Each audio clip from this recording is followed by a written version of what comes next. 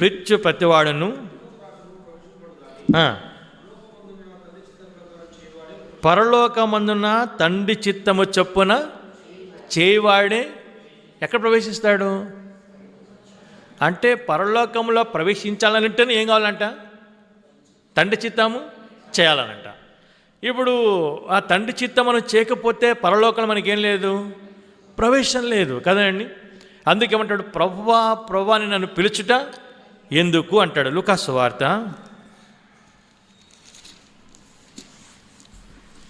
6 ఆ మాట మనం గమనిస్తాం చూడండి.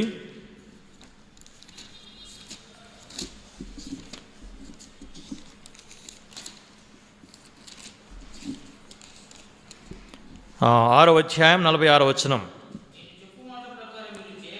నేను చెప్పు మాటల ప్రకారం మీరు చేయక ప్రభువా ప్రభుని నన్ను పిలుచుట ఎందుకు, నా ఎద్దుకు వచ్చి నా మాటలు విని వాటి చొప్పున చే ప్రతివాడును ఎవరిని పోలును మీకు తెలియను. కాబట్టి ఇక్కడ ఏమంటాడంటే ఆయన చిత్తము చొప్పున చేయకుండా, ఆయన మాట ప్రకారం చేయకుండా ఏమండి నన్ను ప్రభువా ప్రభుని ఎందుకు పిలుస్తున్నావు అంటారు.